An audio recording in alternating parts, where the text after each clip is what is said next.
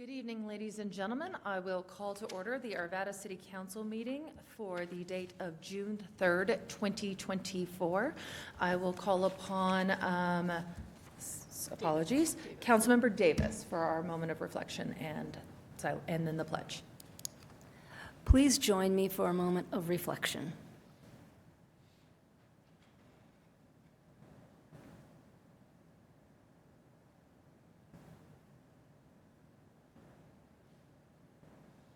And now the Pledge of Allegiance. I pledge allegiance to the flag of the United States of America and to the republic for which it stands, one nation, under God, indivisible, with liberty and justice for all. Thank you. Ms. Rush, if you'll do the roll call. Here. Mayor Pro Tem Mormon, Councilmember Ambrose. Here. Councilmember Davis. Here. Councilmember Foray. Here. Councilmember Pfeiffer. Here. Councilmember Marriott. Here. Perfect. Councilmember Pfeiffer. I'd like to make a motion to excuse Mayor Pro Tem Mormon from tonight's business meeting. Thank you very much. Councilmember Ambrose, I'll call upon you for voice votes this evening. How do you vote? Yes. Thank you. With that, all other votes are cast. That motion passes 6-1. Mayor Pro Tem Mormon is an excused absence this evening. Moving forward, we have the approval of the minutes for May 20th, 2024.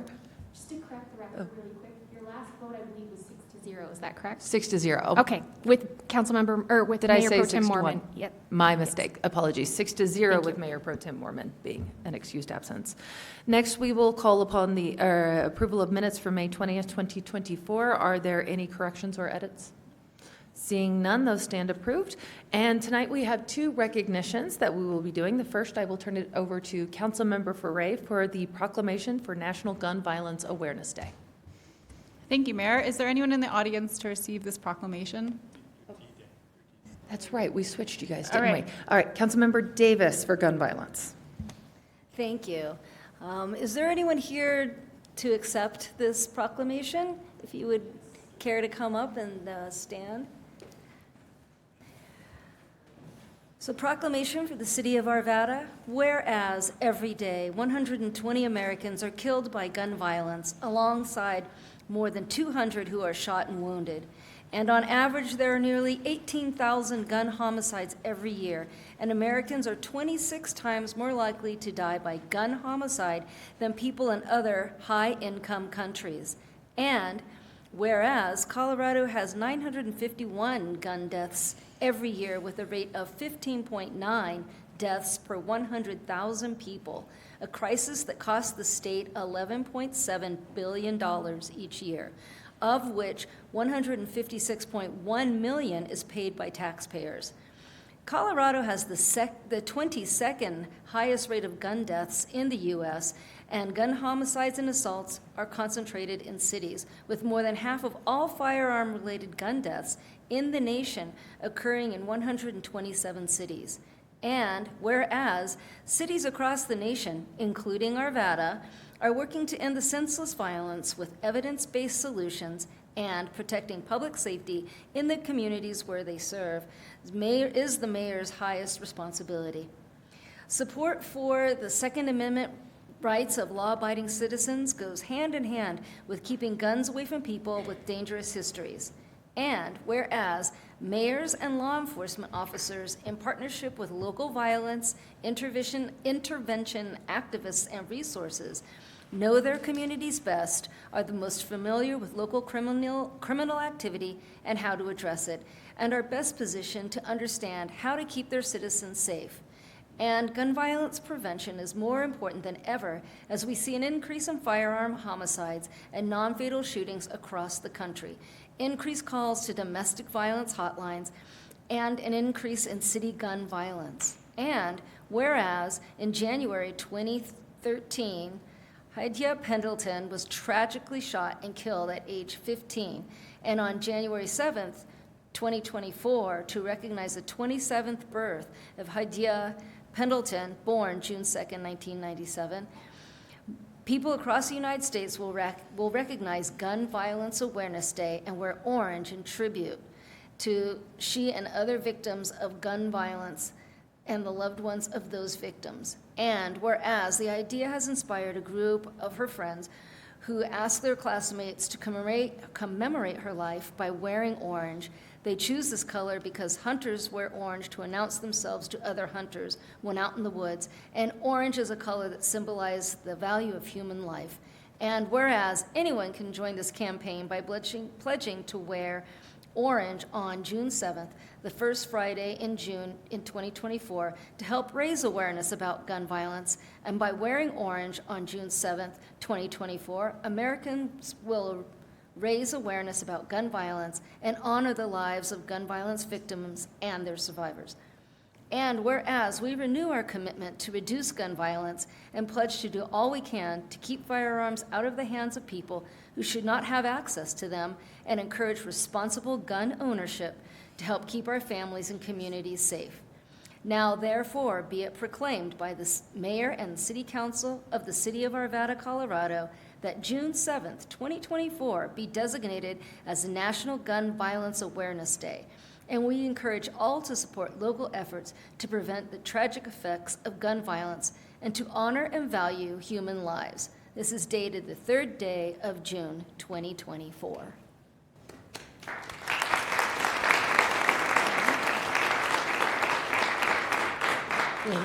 We'll do a quick picture with Councilmember Davis.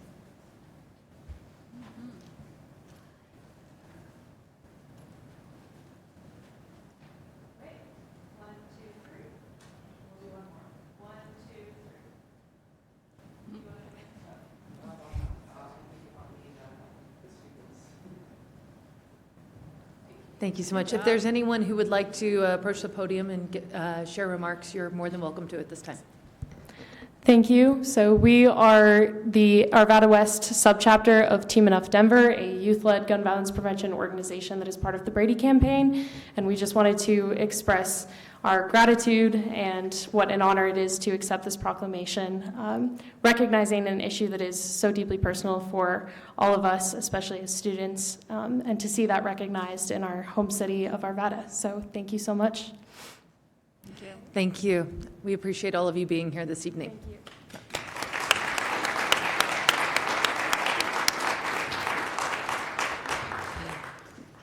All right. Next, I will call upon Councilmember Foray. Apologies, we had switched the resolutions right at the top of the meeting. So Councilmember Foray, our That's veteran, and thank you for your service. Thank you. Yes, both my grandparents served in World War II, and I served as well as Shauna, so I wanted to switch, so thanks for bearing with me.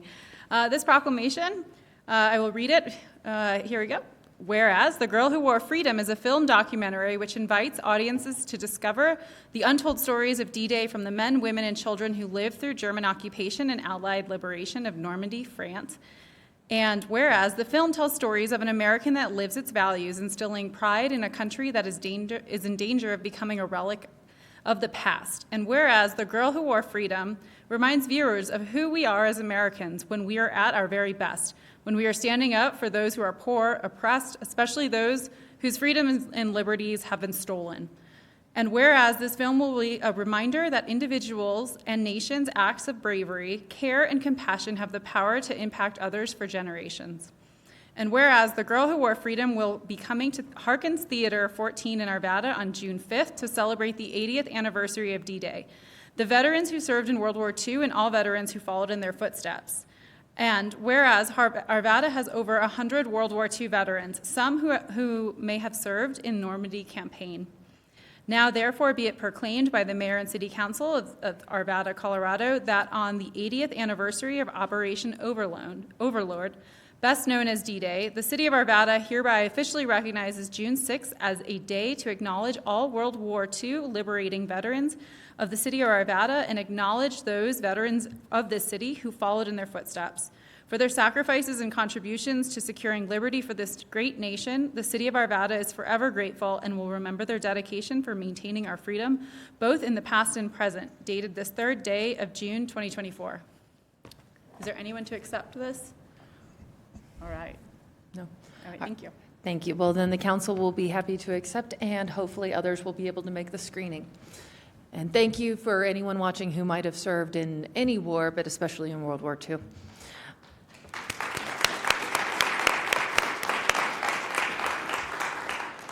Thank you. We have no presentations this evening, and so next I will open the public comment portion of this evening's agenda. This is for items not on the evening's agenda. If you're here for the hearing, please hold public comment until the hearing itself. Otherwise, this is for, as I mentioned, things not on the agenda. What I will ask for each person giving a public comment is for you to give your full name and your address for the record, and then to please keep all comments directed at the council. This is not the opportunity to address other members of the audience or folks watching at home. This is your opportunity to bring your issues of concern about Arvada to your representatives. First, I will call up Alex Williams.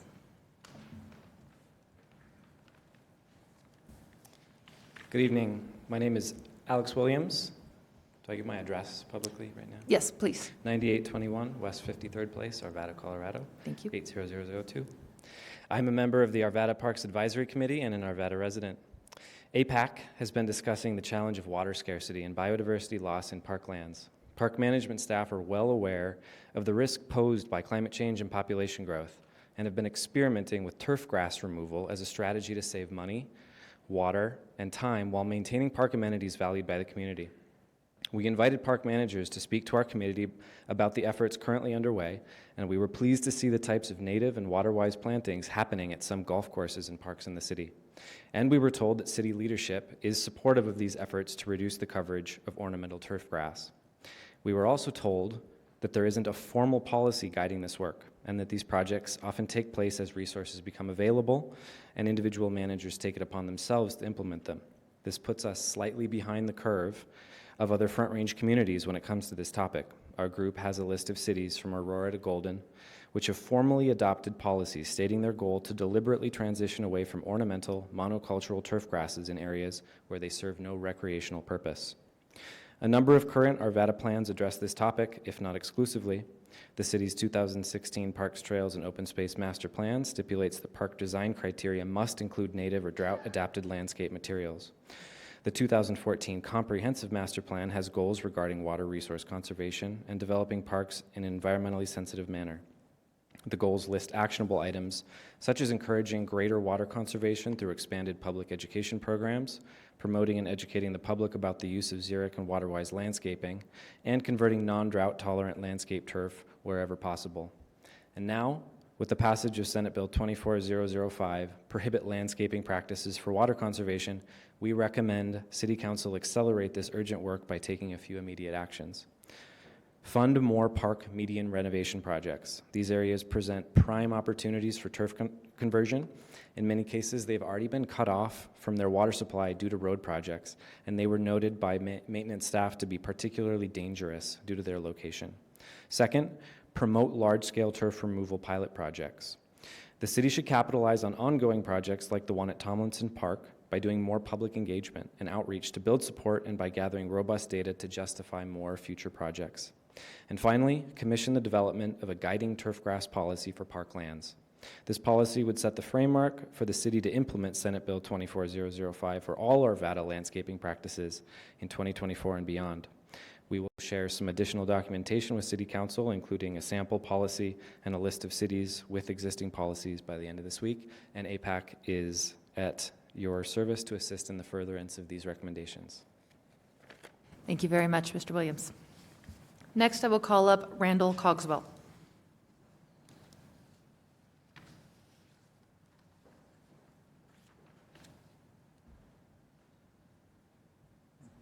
Hi, my name is Randall Cogswell. I live at 9145 Oberon Road, apartment number 121, here in Arvada.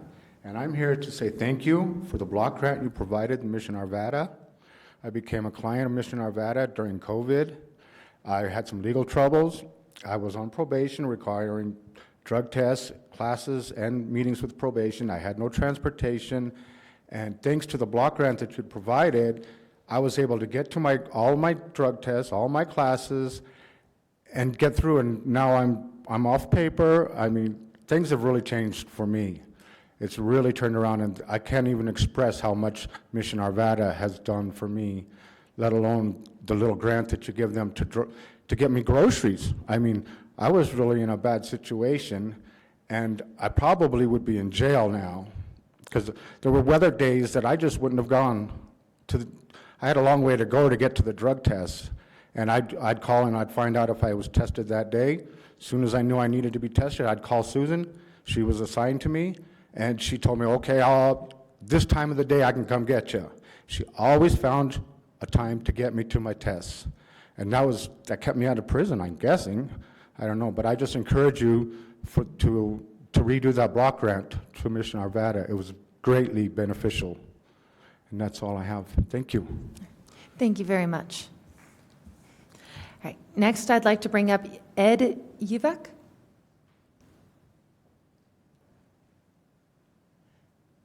Did I pronounce that correctly? Yes, Okay, wonderful. thank you. Good evening. My name is Ed Yvak. I live at 7039 Torrey Street, Arvada, 8007. I've lived here for almost 30 years, and during that time, I've been a commercial insurance agent as well as 7 years in the title insurance business. So tonight I'm going to speak about everyone's favorite topic, insurance. In the last few years, the insurance market in Colorado has dramatically changed, as many of us can attest to when we see our bills.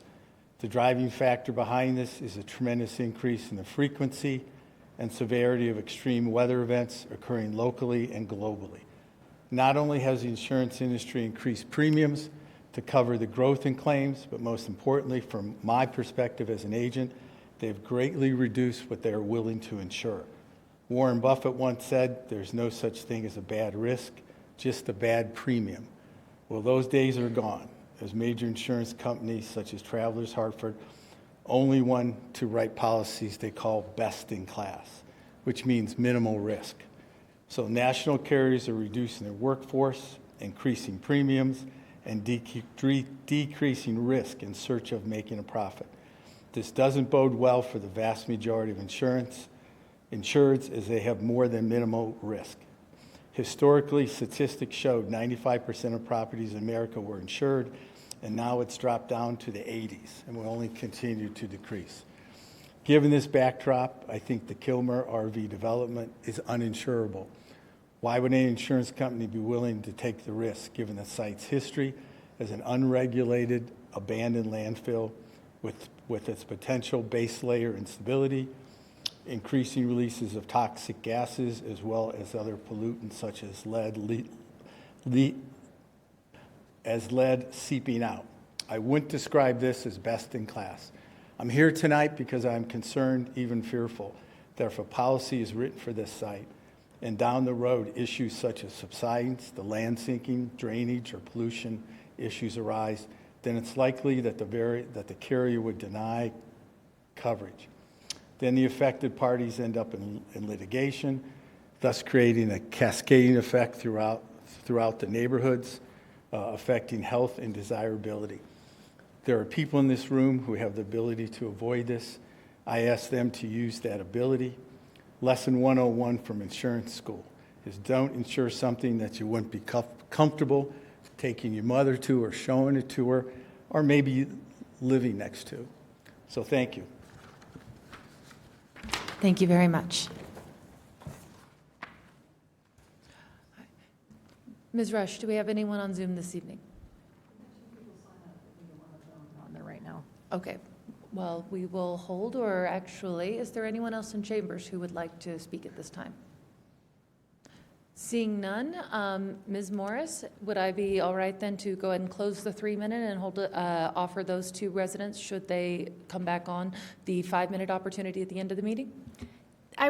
That's perfectly fine for you to do. You have that discretion as the presiding officer. Assuming they're even on the meeting at the 5-minute, during the 5-minute comment time, you could offer them that time. Okay, perfect. Then that is what we will do to continue business. So thank you. Next this evening, we have our consent agenda. We have 2 items on the consent agenda for consideration. They are R24-059, a resolution authorizing change order number 2 to the construction management agreement for pre-construction and construction services for the Myers Pool Replacement Project, and R24-060, a resolution authorizing change order number 6 to an agreement by and between the City of Arvada and Hammond Infrastructure, Inc. for construction of 18-ST-40 Ralston Road, Yukon Street to Garrison Street, in an amount not to exceed $866,647 for a revised total contract not to exceed $18,590,692. Councilmember Foray. I will make the motion. Absolutely. All right, I move R24-059, R24-060 be approved. Excellent. Councilmember Ambrose, how do you vote? Yes. Thank you. All votes are cast. That passes 6-0 with Mayor Pro Tem Mormon being an excused absence. Next on the agenda this evening, we have Resolution R24-061, a resolution authorizing a First Amendment to an intergovernmental agreement to establish the Jefferson County Regional Crime Laboratory. And I believe the presenters this evening are Senior Assistant City Attorney Aaron Jacks and Deputy Police Chief Edna Hendershot. Good evening, Mr. Mayor. Ms. Mayor, excuse me. Aaron Jacks for the City Attorney's Office. I will introduce the item, and certainly Deputy Chief Hendershot is here if council has more detailed questions, but I can start us off if that'll be all right. Absolutely. Your Honor, the Arvada Police Department participates with other Jefferson County law enforcement agencies in an intergovernmental agreement that established the Jefferson County Regional Crime Laboratory, also known by its acronym JCRACL. This First Amendment authorizes the JCRACL to create an equipment fund for the purchase of lab instrumentation and equipment to be administered by the JCRACL Board of Directors. We have included a copy of the original JCRACL IGA and its resolution in the routing for council's reference. The Arvada team is recommending that council approve R24-061, a resolution authorizing a First Amendment to the intergovernmental agreement to establish the Jefferson County Regional Crime Laboratory. And I'm happy to take low-level questions on the things that I know, but I am here to defer to Chief Hendershot if necessary. Excellent. Thank you. Ms. Jacks. Touche. Touche. Any questions from council? Councilmember Foray. I will make the motion. Absolutely. I see no other lights. Please have it. I move that 24-061, a resolution authorizing the First Amendment into an intergovernmental agreement to establish the Jefferson County Regional Crime Laboratory be approved. Excellent. Thank you. Councilmember Ambrose, how do you vote? Yes. All right, thank you. That passes 6-0 with Mayor Pro Tem Mormon being an excused absence. Next, we have no first readings this evening, so we will move into ratification and approval of CP 2024-0001, a resolution by the Planning Commission for the City of Arvada, Colorado, adopting the 2014 Arvada Comprehensive Plan as Arvada's 3-mile plan pursuant to Section 31-12-1051E CRS as amended. And I believe our presenter this evening is Mr. Rob Spintana. Thank you, Mayor. This is a resolution we bring annually in conformance with state law. Basically just saying that our comprehensive plan with its growth limitations or its growth map satisfies the requirement of the 3-mile plan and that we have not annexed any properties beyond our boundaries as identified on the plan. Thanks. Okay. Excellent, thank you. I will accept a motion. Councilmember Foray. Might as well keep going. I move that CP 2024-0001, a resolution by the Planning Commission for the City of Arvada, Colorado, adopting the 2014 Arvada Comprehensive Plan as Arvada's 3-mile plan pursuant to Section 31-12-1051E CRS as amended be ratified and approved. This motion is based on the findings of fact adopted by the Planning Commission. This motion is based, This motion is based on the findings and fact adopted by the Planning Commission. Excellent. Councilmember Ambrose, how do you vote? Yes. All right. Thank you. All votes are cast. That passes 6-0 with Mayor Pro Tem Mormon being an excused absence. Next, we have an appointment to the Arvada Parks Advisory Committee. Do I have a council member willing to take that one? Councilmember Pfeiffer, thank you. All right, let me just switch it. I move to reappoint Kristen, Memont, to a 3-year term ending April 30th, 2027. Excellent. If council will cast their votes. Councilmember Ambrose, how do you vote? Yes. Thank you. All right, that passes 6-0 with Mayor Pro Tem Mormon being an excused absence. All right, next I will open the public hearing portion of this evening's agenda.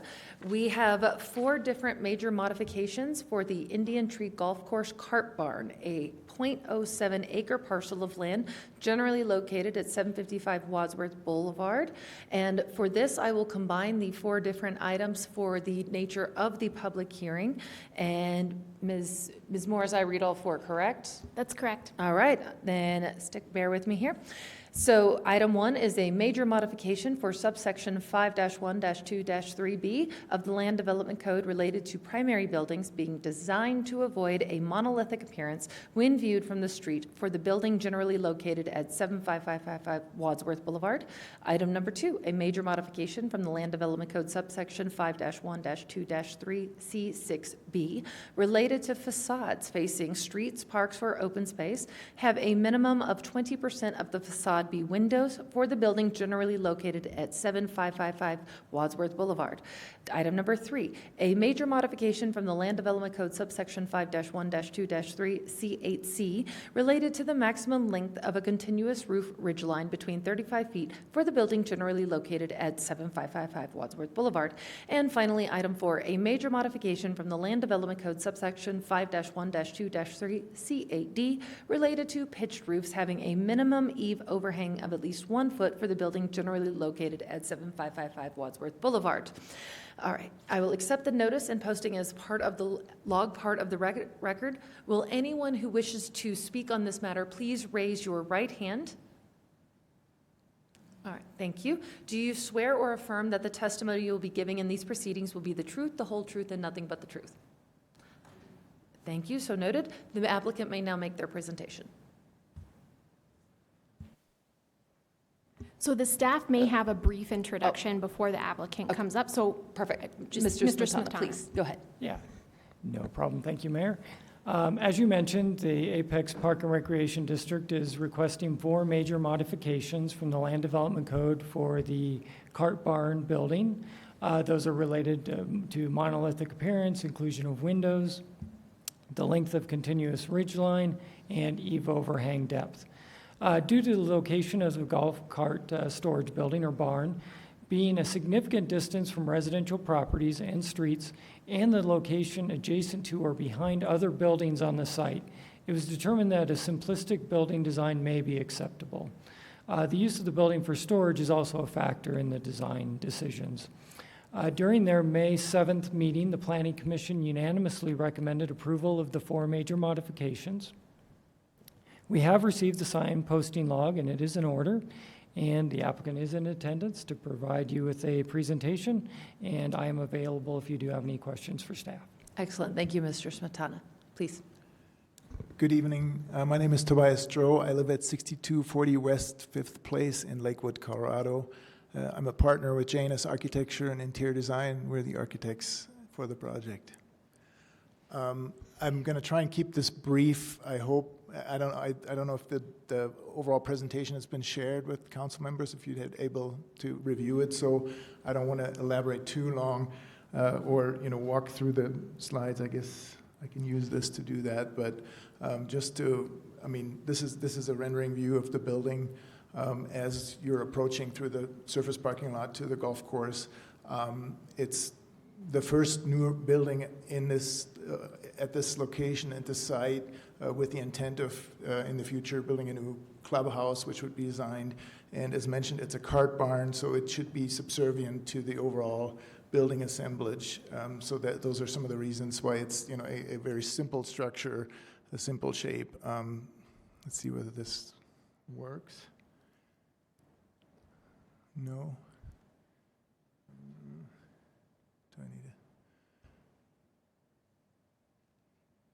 Do I need to point it anywhere specifically to have it?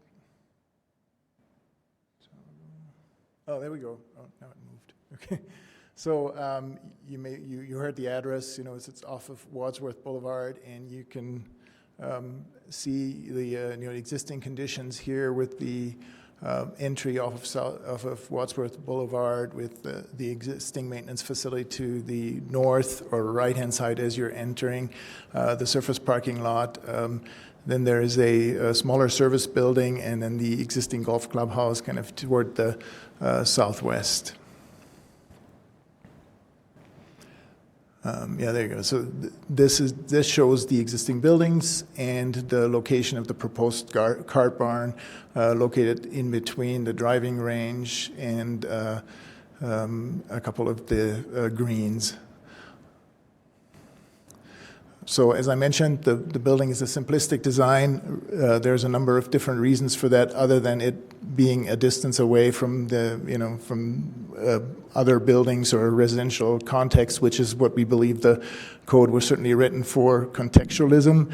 So what we're trying to achieve is design a building that's inspired by a rammed earth materiality, simple. One of the big reasons not integrating a lot of windows here is that it can get hit with golf balls quite frequently.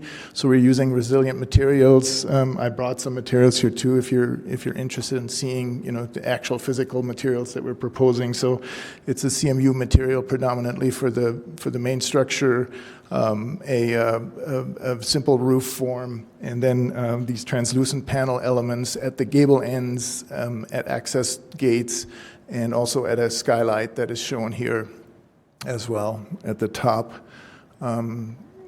Key there is, it's resilient to golf balls, but it's also a cart barn, meaning that it will store carts and other golf course equipment. So it's not really something that we want to see the interior of. So we're using translucent materials for that reason. And you saw the materials. They're physically here, but also we provided an image. So the A is the roofing, standing seam roof material. B are the polycarbonate glazing materials, which is this piece here. I can pass that around if you want to. You can actually just bring it and we'll pass it through the guys.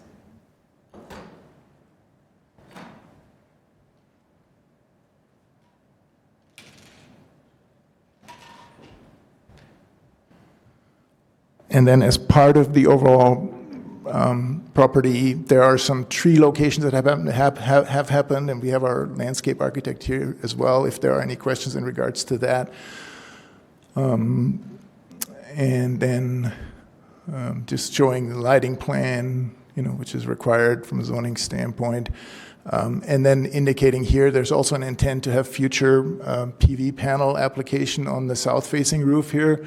So there were some comments made in the planning meeting to potentially add more vegetation in front of the building to screen it more.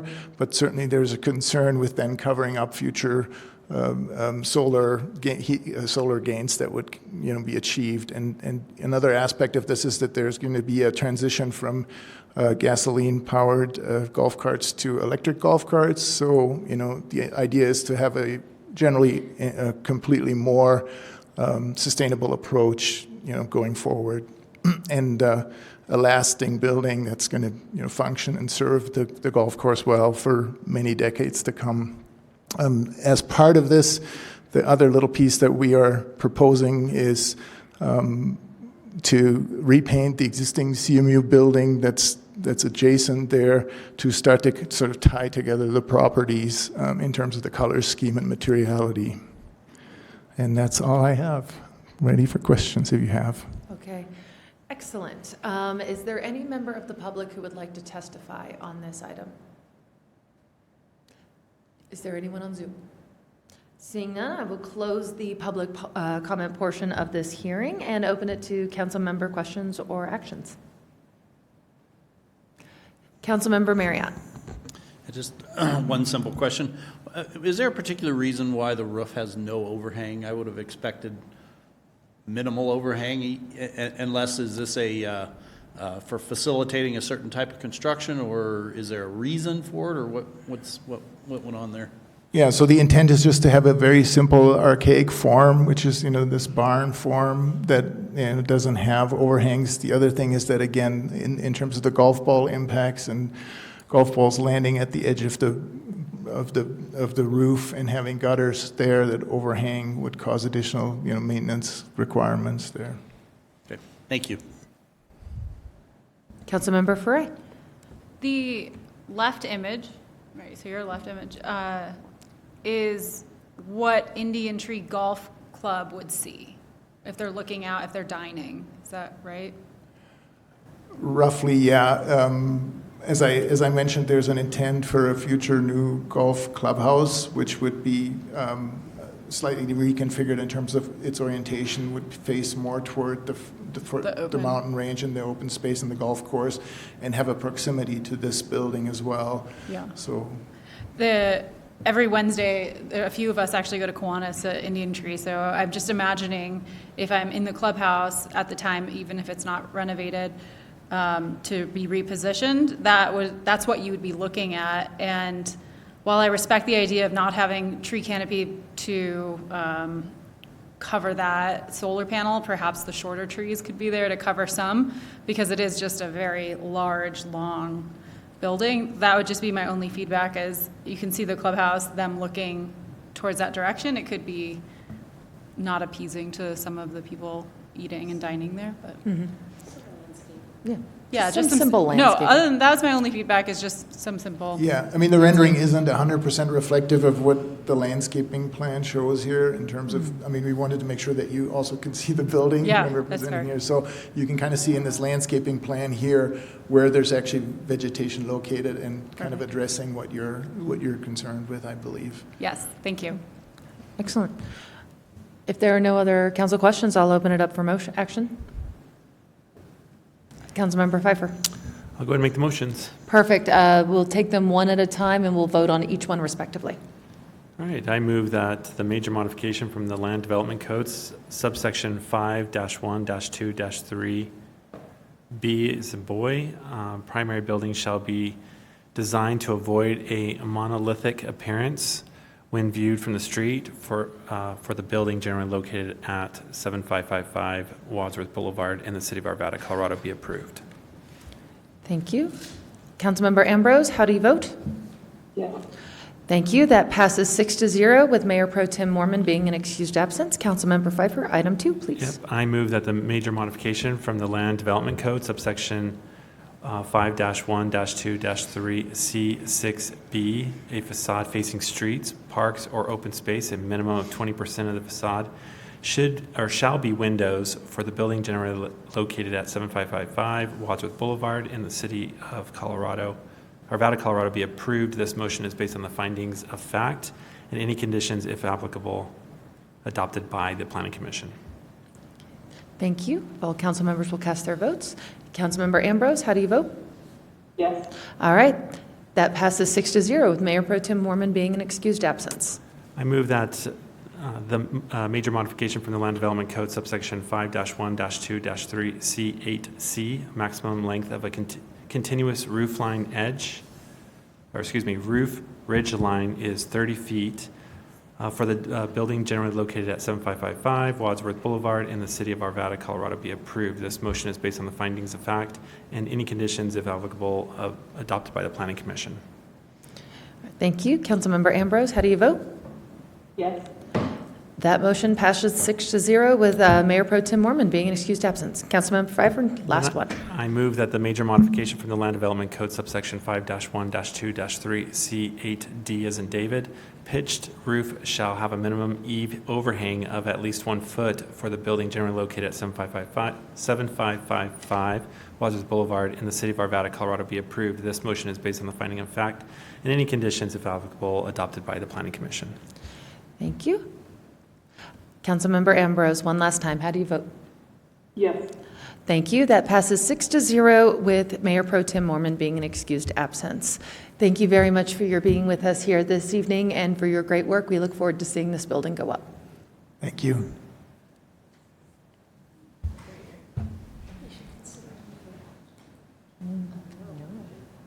We can mention it, Davis.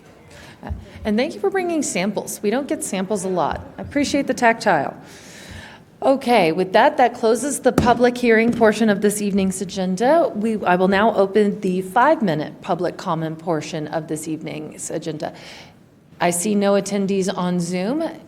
Is there anyone in chambers this evening who would like to speak to City Council at this time? Seeing none, I will turn it over to the rest of the council for any reports. None? Is it an easy evening this evening then?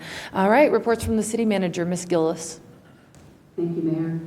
Just a reminder, next week, June 10th, we have a legislative update where our lobbyist will bring forth information related to the past legislative session, and you will also receive a bond project update. Pretty straightforward workshop on June 10th. June 17th is a combo meeting, business meeting, and workshop where there will be 3 workshops. So June 17th will be full. There will be a discussion on the park naming. There will be a 10-year presentation on the 10-year model and an update on the capital projects. Sounds great. How about you, Ms. Morris? Nothing from me, Your Honor. All right. Well, then we stand adjourned before 7 p.m. It's our record.